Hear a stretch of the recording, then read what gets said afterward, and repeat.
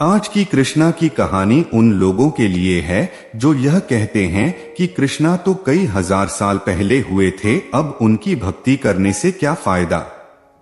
कन्हैया, कृष्ण, नंदलाल या कह लो माखन चोर, कोई फर्क नहीं पड़ता, क्योंकि ये और ऐसे ही अनगिनत नामों से भगवान कृष्णा अपने भक्तों में जाने और पूजे जाते हैं।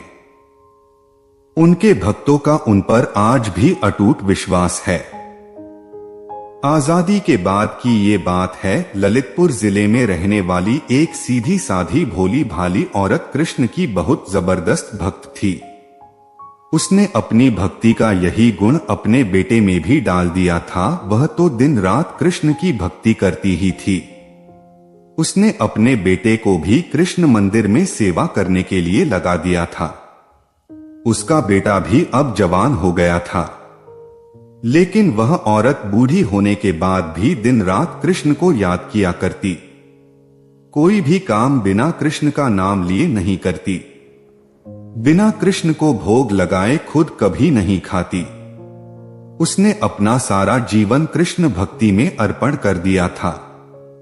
एक बार वह अपने छत पर सो रही थी। सुबह सुबह घना कोहरा होने की वजह से जब वह जगी और नीचे उतरने लगी तो उसे कुछ दिखाई नहीं दिया और वहां से वह सीधे धड़ाम से नीचे गिरी।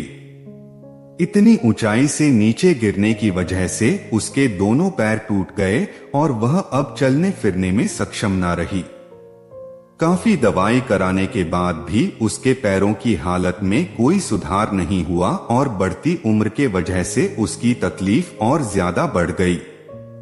उसको एक जगह से दूसरी जगह जाने के लिए रेंग कर जाना पड़ता।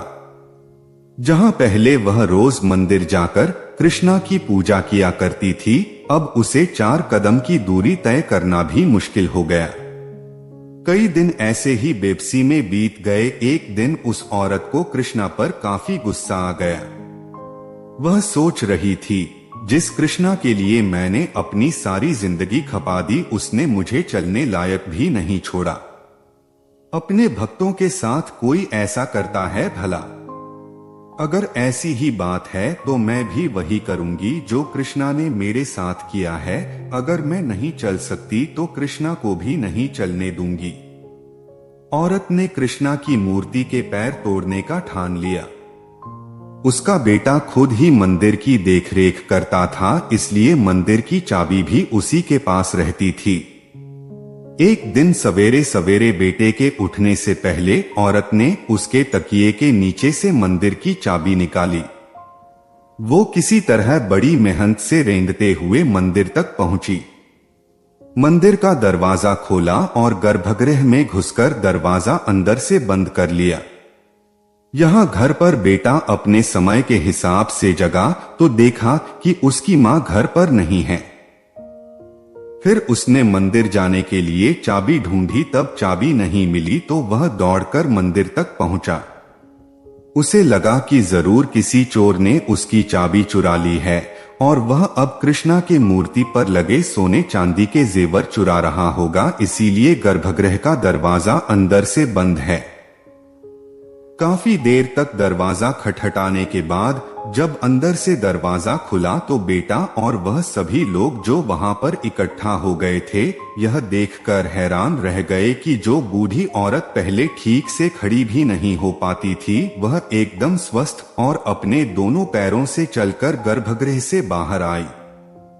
सभी के पूछने पर उस औरत ने अपने साथ घटित हुए इस चमत्कार के बारे में बताया कि कैसे उसने अपने भगवान से गुस्सा होकर सिलबट्टे से उनकी मूर्ति के पैर तोड़ने का प्लान बनाया और उसके लिए उन्होंने गर्भगृह में घुसकर दरवाजा लगा लिया। तब भगवान खुद उसके सामने प्रकट हुए और उसे रोकते हुए कहा कि आप मेरे पैर मत तोड़िए, इससे अच्छा है मैं आपके पैर जोड़ देता हूँ। और जैसे ही कृष्णा ने उसके सिर पर हाथ रखा तो वह बिल्कुल स्वस्थ हो गई। भगवान कब किस को कैसे प्रसन्न होंगे कोई नहीं बता सकता। लोगों को लगेगा कि इस औरत को भगवान ने भय से दर्शन दिए, लेकिन उसमें भी उस औरत की जीवन भर का समर्पण और भक्ति छिपी हुई थी। श्री कृष्ण की कहानी पूरी सुनने के लिए धन्यवाद। ऐसी ही भक्तिपूर्ण नई हिंदी कहानियां सुनने के लिए आप हमारे YouTube चैनल को सब्सक्राइब करें। अंत में यही कहूंगा, जय श्री कृष्णा, राधे राधे।